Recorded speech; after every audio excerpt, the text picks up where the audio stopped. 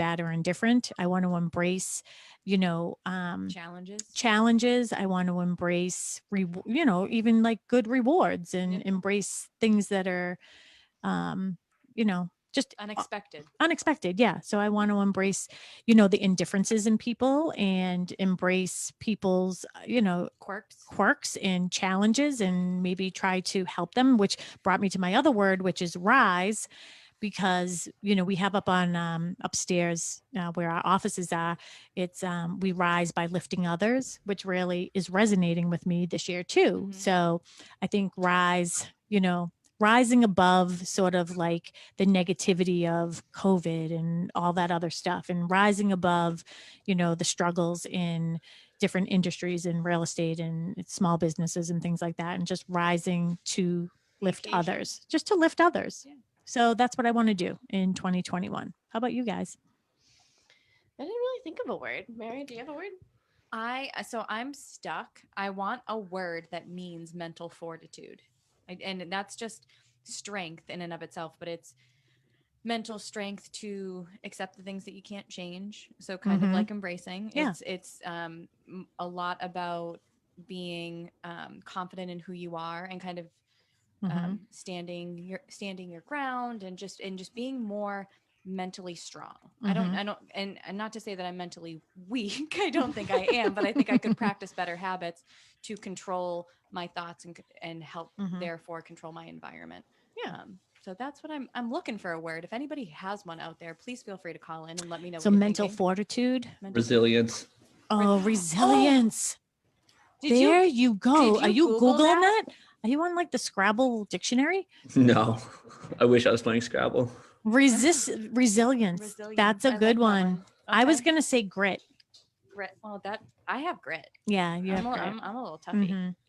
Yeah. What about you? I don't know. I'm really trying to think right now. All right. Well, I wasn't prepared for this. I didn't know. What about you, Dust? Yeah, I went there with Mel. I'll report back to you at 7. Okay. So stay tuned. We're gonna find Benjamin, out you have time to think about it, okay? Oh, he probably took off again every time I try to talk to Ben. He's like down the hallway doing something else. He's word, in the kitchen. His word for 2021 is going to be presence. Yes. Yeah, to be present. So, all right, Dustin, do you want to sort of get us sort of on track? And Mel, we're all over Facebook and everything? Yeah, we are all over Facebook. So you can go to, if you're friends with Sharon Costa McNamara on Facebook, you can go to McNamara Broker Team's Facebook page, Boston Connect Real Estate on Facebook. But if you want to call in and talk with us too, we would love that as well. So you can call Ben at the studio, 781-837-4900. And you can, call us, tell us hi. What's your New Year's resolution? What's your word? Yeah. If you have a word, tell us what your word is. Maybe you can help Melissa and Dustin figure theirs out. Help. Maybe that's my word, help. That's just it. I just need help. The other thing too is I brought, again, we're only talking about this stuff because it's the first show of the new year, 2021. And Melissa and I were out the other day. We were did we get this at Staples? Maybe? Staples, yep. At Staples, there was a book and I loved it. It just says, be kind, a year of kindness, 1 week at a time. So I figured we do the show once a week. So I just like this, like be supportive, listen, pay it forward, say thank you, be nice online, mentor someone, compliment someone, take someone to lunch. Let's start with the basics. The ABCs of kindness: action intended to benefit the recipient, typically accompanied by an emotional component. So, just, every week, I guess I'll just give you a little something like that. So book has to stay here then. So we remember. Yeah. Together, our ripples of kindness can create massive waves of change. Kindness.org. I'm wearing wave earrings right now. Weird. Okay. That's all I got. All right, Dusty. Cool. Yes, no, we will try that. We'll try. So we are going to talk numbers again, kind of continue on from last week. A lot of stats from 2020, kind of rounding up where we were, where we are today, where we might be this next 12 months. I think the beautiful thing about numbers, which I love, is that they do not lie. I think what I also like is that they don't always tell the whole story. Okay, so it's good. Interpretation. It's a great place to start politics, real estate, sports, whatever it is. There are answers with numbers, but you can't always trust them. So let's start with the big ones. Last time we gave you guys an opportunity to make some guesses, see where we're at, and we're going to do the same thing today. Okay. So we're dealing with single family homes in Plymouth County in the year 2020. So if we start with total listings over the entire year, last year in 2019, or 2 years ago, I should now say, we were at 8,133. That trend was pretty similar, 2016 to 2019, 8,300, 8,100, 8,200, and again, 8,133. Mary, 2020. 2020. Is this cheating? Because I kind of remember from last week. No, that's Okay, that's the point. resilience. I think we're like 8,105. Sharon? I'm going to go with 8,150. Mel, where are we? Units listed. Is that correct? That is correct. I'm gonna do 8,050. 8,050? Yeah. All right. The answer Drum- is Drum roll, please. We're going to have to wait. Did your computer crash? Yeah. No, that's not funny, Ben. I was gonna say this is not a good kickoff to 2021. No, it really isn't. The I'm Twilight. sorry, I behaved myself. Seriously, if anybody cares to know, that is my actual ringtone for my phone. Is it really? Because I believe I live in the Twilight Zone. Little known facts. Anyways, should we talk about something else then? Have you thought of your The word yet? time. I don't know. I think Is Liz out there? Is she gonna give you a word? yeah, she's trying to give me words, but I don't know. Her word is calm. That's a So good that's one. my word for 2021. Breathe. That's a good Um, one. Yeah. Yeah, and then now she's talking, but she thinks that she knows the answer to the question. But Oh. um, Well, notes she from she last took week. notes from last week. Well, Yeah, one of she the actually things is. that I Justin put together for us too is, different topics for us to discuss with these numbers. And it says the first significant drop over the past 5 years. So it dropped. So I'm changing my number. 7,000. Yep. 7,000. Do you think we need to continue to harp on this about low inventory? Do you think we need to continue to harp on it? I don't know if we're harping on it. I think it's just what's happening, right? I think it's the world that we live in, and we're finally feeling the. I feel like we haven't felt the effects greater than we have this year, but Mhm. it is the reality of the past several years in the market. Mhm. So I think the next question on that is if we're not harping on COVID, again, from our experience, is there anything that we think contributed to a lower number in inventory? Which I do have the answer now if anyone wants Where's it. the answer? 7,118, down 12% from the prior year. Oh yeah, down 12%. what'd you say, Melissa? I said 8,050. Oh, Melissa got it. Yeah. So we were down 12%. How many units is that? Anyways, 1,000, 1,000 units. So 1,015. 1,015. So I think that part of it is, I feel like we were still in the situation of low inventory because people have no place to go. I think that that's sort of where our bottleneck is. Well, we talked about this on our new construction show too. You shared some stats from Lawrence Young, who was saying that in 2020, new construction was on the rise at least 20%, and then it's projected for 2021 to go up an additional 21%. Yeah. So that just goes to prove the low inventory is being created by not enough homes for Yeah. people to go into. Well, and here's the other thing. We're back at the round table here. So if you have any questions for us, 781-837-4900. Again, you're listening to Talk Real Estate Roundtable here, sponsored with Boston Connect Real Estate and the McNamara Broker Team. But think about this. How many the new construction, like you don't just snap your fingers and new construction is there, right? So it Not takes a while anymore. and it's a process, especially with everything with inventory and, just laborers and everything else. It's taking a longer time for new construction. With that said, there's also like a lower inventory of land that's available, right? But how many do we have under agreement right now in Copperwood Circle? Between Copperwood and Bristol? You're putting me on the spot here. Let me see. So I'm just trying to make a point. I'm not trying to put you on the spot. we have 11. All right. So we have 11, No, 12. 12 properties, Units. reservations, 12 units, reservations. Those homes will be built and completed this year. Yes. Of those 12, do you know how many of them have a house to sell? I would know none of them currently have a house to sell because they've already sold their houses. See, this is where we're Yeah. going to run into a problem. That was exactly what my point is. So we're probably going to have we could potentially have lower inventory next year because those 12 people are already in this number because they sold their house in 2020.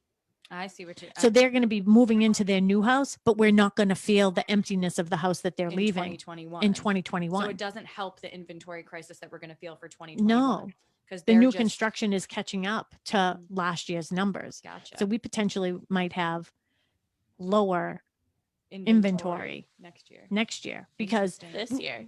this year, yeah, 2021. Yep, I keep on forgetting because and that's what we sort of need. And what I always say about like this bottleneck is we need the new construction. So the person who so these are bigger homes that we have, right? So Yep. now they're selling let's say their second home, maybe the Capes or the smaller colonials, right? To move into these new construction homes because they're big homes. We need those ones to empty up for the people who are in the ranch or the very small Capes to go into that smaller colonial. Right. Yep. But we can't, there's no movement. I see. Yeah. And then the people who are in like the condos to move into the small ranch or the first time home buyers to move into the smaller ranch or the smaller, let's even say price point, 350 to 450 price point. You know what I mean? So there's nowhere for anybody to go. And then you think about our boomer clients who are in probably like the bigger 4-bedroom colonials. Where are they going to go? Because it doesn't make sense for them to sell and have to spend more money to get into a 55 plus development condo. And or even a small ranch right now they can't necessarily affordable in some towns. No, they're not making lateral moves. They're better off staying where they are. So right now, new construction is catching up to the inventory already sold. I wonder if it would be interesting to try and figure out if the rate at which people are moving out of Massachusetts to New Hampshire, because there's a lot of new construction in New Hampshire, a ton of new construction in Maine. Same thing down in the South. They're always they seem to constantly be producing and maybe not be as hit the same way we are. So I wonder if there was ever a way to figure out stats on what the rate of people moving out of our state is. Well, and that's another very demographic is. Good point too, is think about the opportunities for people now that working remotely is the new norm. So these companies in Boston that are realizing, hey, we don't need this brick and mortar, people are going to be able to move anywhere. So one of Casey's roommates, MK, who's from New York, Long Island. Her family's from Long Island, but she just got married actually. Her husband, MK. She got engaged the same week as Casey, and then she just got married last week. He's in the military, so I think he's being deployed. I don't know. Do you know that, Dustin? Is he being deployed? I do not know. Okay. So I think he's being deployed or something, but they got married and then they're going to do a bigger something later. But she's in Georgia. She just interviewed at the company that one of our agents' wives works at, Katie Mahoney. Oh, yeah. So Casey asked me to reach out to Katie to see if her company was hiring because they do everything remote, and MK ended up getting the job. Nice. Yeah, which is nice. But think about that. She's in Georgia. This company is from the Boston area. So I think that you might see a lot of that. Why would people, I'm not encouraging people leaving Massachusetts, but honestly, do you think that that could potentially be the new wave that people are going to leave here and move to New Hampshire or move to work from home remote, or work remotely wave that's been coming gradually, and COVID just kind of pushed everybody into it. So that potentially could bring our inventory up if that happens. because now we'll be selling Okay. people's houses here so Bold they can move prediction? to New Hampshire. Bold prediction. I don't know. It could go that way. I mean, it's a round table here. We've been right in the past. I just sort of went off. Aren't you glad I'm back? All right, go ahead, Dust. I was just going to add to that. The further we go down through these numbers, the more everyone, not that maybe you don't already know, but it just becomes very clear that Boston, the greater Boston area, is an incredibly competitive place to look for real estate. And what we assume to be the norm and we deal with is not. On a national average, this is not even remotely close. So again, even if it's just New Hampshire or Maine, there's a big difference. Yeah. In Vermont, I think that the taxes are a lot higher in Vermont, but I would like to do that. When I was looking for, Stanley and I thought you were talking about moving Move to out of Vermont. state? I was like, yeah, oh, yeah, okay. I would like to move to Vermont, I think. Well, I would like to virtual showings are a thing I would now. like to get a farm and, I don't know. I could probably learn how to make soap or something. Dustin can teach you how to make candles. Sharon's Yeah. making soap. Dustin's making candles. You can open up a gift shop up there. Maybe we can make bread or something. Oh, no. My neighbor makes bread. Bread in her bread bowl. Yeah, you we have a just fun- needed to get our hands on a mature sourdough. a sourdough. Yeah. That's what I need. Yeah. If anybody out there has a mature sourdough, I just learned about this phenomenon. It's so disgusting in my opinion, but we would like a piece of your sourdough. 781-837-4900. You can tell me all about what this is off air. That's how you get the sourdough to grow. Like you take a piece of it and you give it to you and then you continue and then you separate it and that's how it grows. Sourdough. It's okay. We'll talk after. Apparently you keep it underneath your sink. Interesting. Okay, we talked about what was listed. Okay, go ahead. Again, single family, total property sold in the year 2020. Going back to 2016, similar to listed, super consistent, 6,100, 6,100, 6,000, 6,000. Sharon, where are we for 2020? The same one last week. How can I not remember 1 week? I'm going to say. That's why I had absolutely no problem breaking these out again. Yeah. Okay. I'm going to say 6,400. So units sold 6,400. Yeah. Okay. Mel? I'm gonna go I should have with brought my notes. 6,500. I'm gonna say 6,501. 6,050. 6,171. You guys overshot a little bit, but I think it kind of Sharon. persuaded. What's incredible is to be that consistent year over year, despite being down 12% of the number of listings. Yeah, because buyers are settling.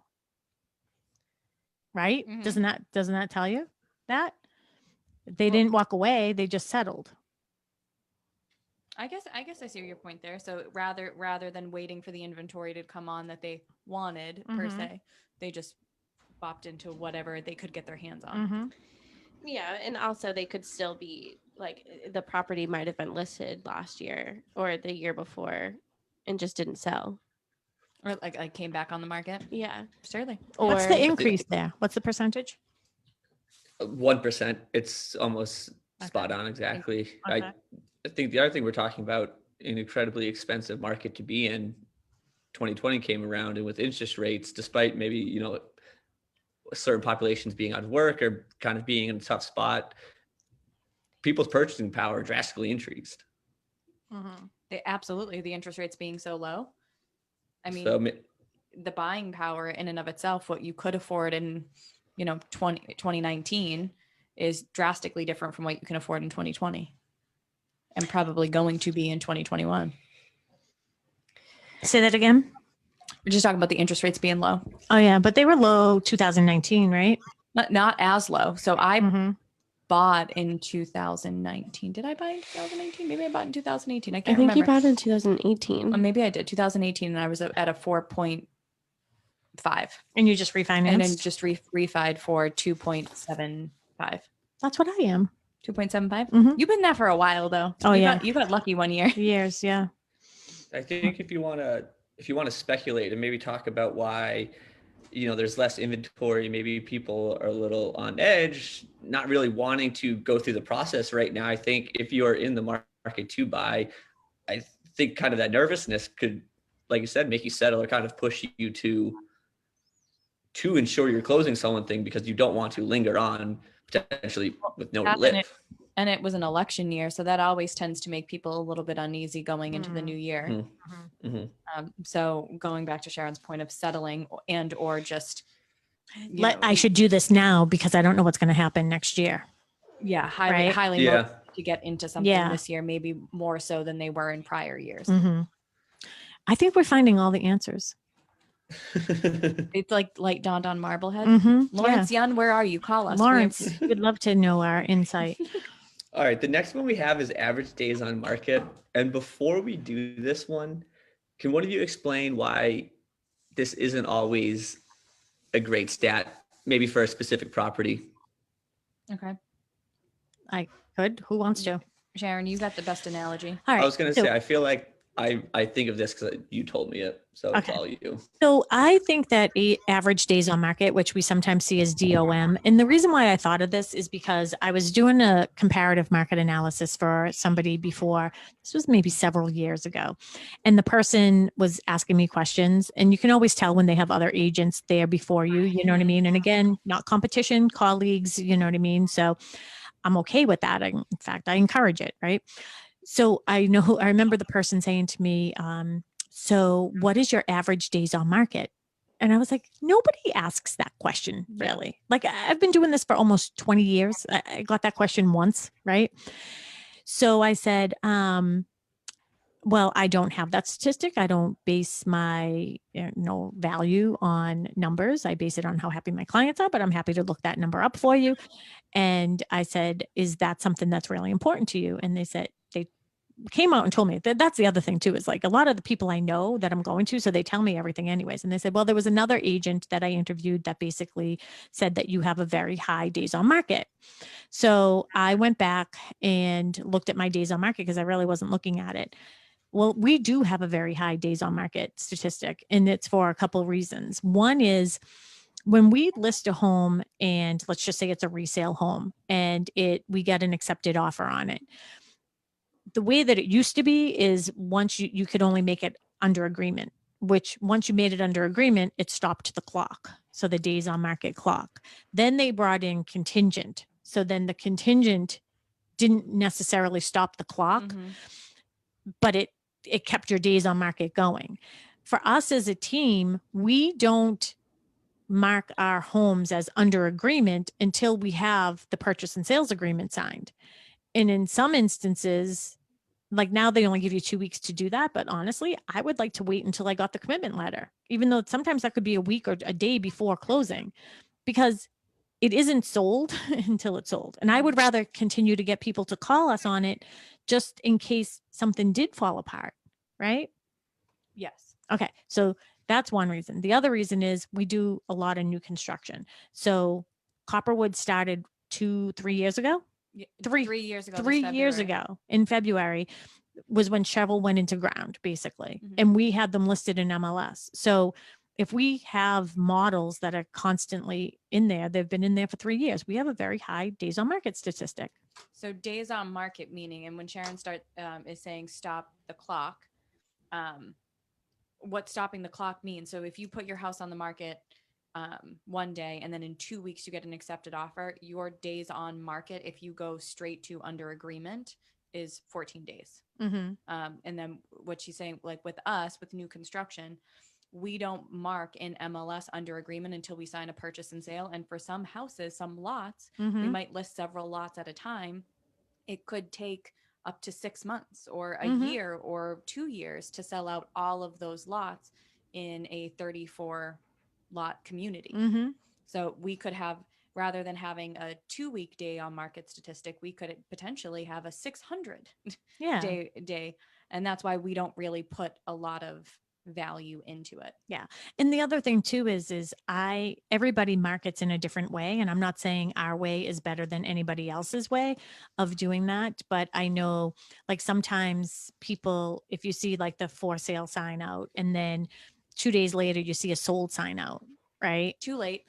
I don't like that one so much. I hate But that I one. mean, you know what? Everybody has different approaches, right? Different marketing styles. I get that. And I am going to embrace everybody's style, and it's their style.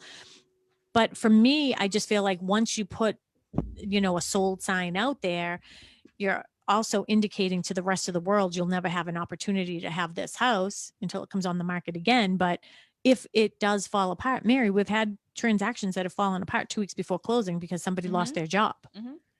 So I would rather just say, sale pending or under agreement or something, but not until the purchase and sales agreement is signed. Yeah, I completely agree. So, I do know that it was a company that I did work for. I won't say which one, but that was what they had trained. Like I was in training, and that's what they said to do is like, as soon as you have something, an accepted offer on something, you put the sold sign out there. To stop the clock.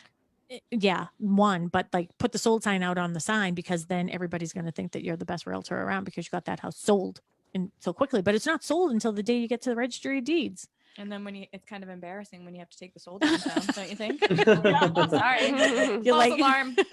you're going in there with your tail between your legs, like, oh, I got to take down this sign. That's funny. So all things considered, I think on a scale this large, I think it is a number that indicates possibly where we are or how the market was. So again, from 2016 to 2019, average days on markets, 90, 69, 62, 64. What do you got for us, Mel? Do I think that it's higher or lower? Maybe lower. Average days on cruises. I'm gonna say 55. Oh, What do you got, Mary? 52. 56. Let's go, Mel. 55. 55. Oh, your mother has the notes from last week, and she's telling you. That was No, she's actually texting me that Kim and Kanye are getting divorced. Oh, really? You heard it news. here on WATD. It's just spreading like wildfire, apparently. That's good. I mean, down Well, not good for 14%. Yeah, no, you're right. Down 14. Down 14% from the previous year. I mean, it was certainly a busy summer, and you could feel it, and transactions were going very quickly. It was crazy. But it was. This year was maddening. I mean, it was. It was, yeah, but it was a good hectic. Mm-hmm. Hey, I'd rather it be fast than sitting on a listing. Oh, 6 months. I mean, 2016 is essentially almost twice as long, and I would not want to run through all of our transactions again for twice as long. There you go. Yep. This How is about another. twice as many transactions.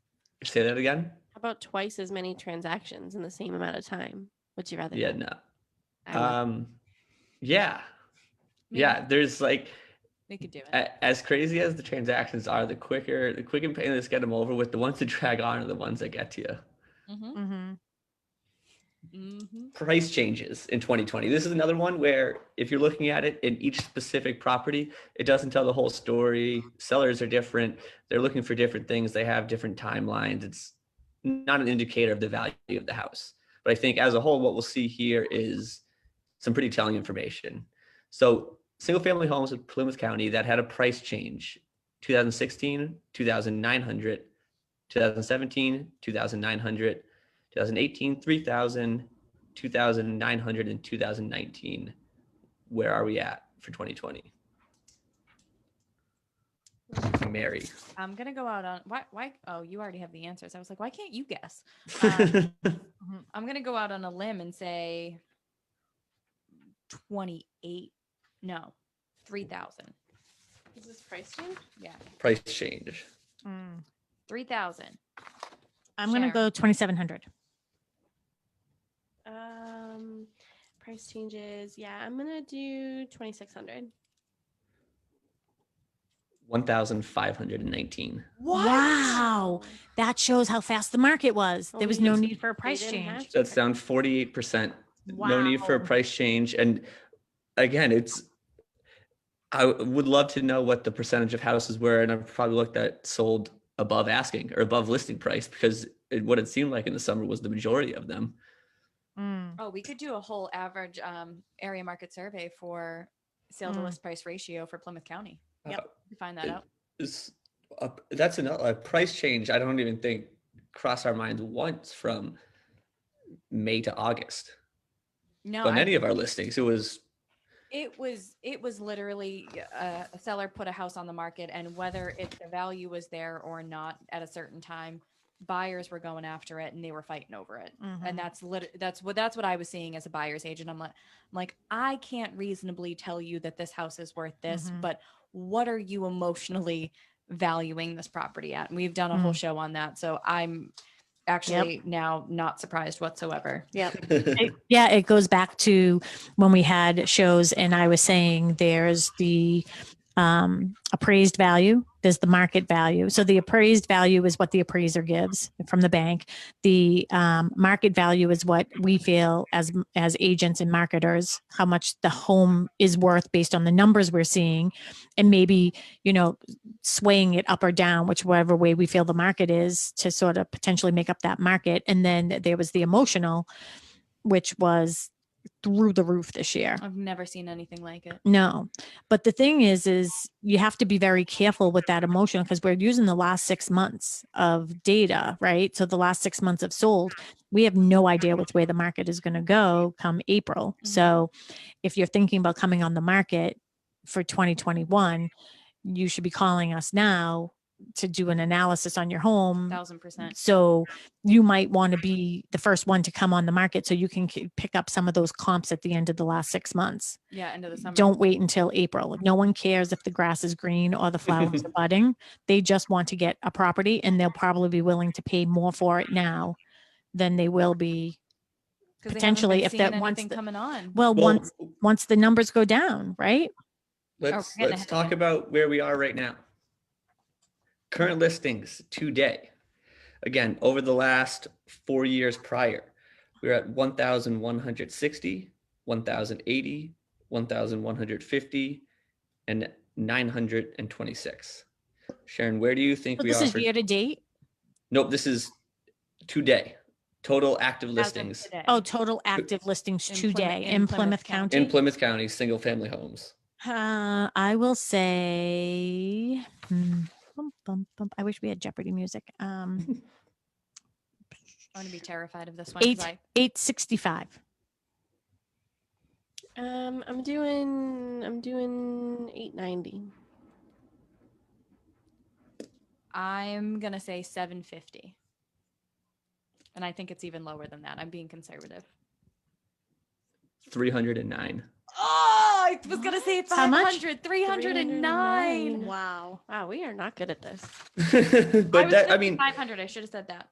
No, I think, Mel, that point goes to show you have 3 people who are eating, sleeping, breathing real estate, very much consumed it, have full understanding of what's going on, and have been telling everyone about how little inventory there is. But I don't think anyone is really grasping where we're at. It would be crazy to guess further than where you guys were at. Down 66%. Yeah, I knew it. I was like, I know it's going to be even less than that, because we're in MLS every day, and there is not, I checked just for Pembroke today. I think 1 rental came on. I checked for all of the South Shore as a whole earlier, and I'm not seeing anything new. Like maybe 5 houses a day, if that.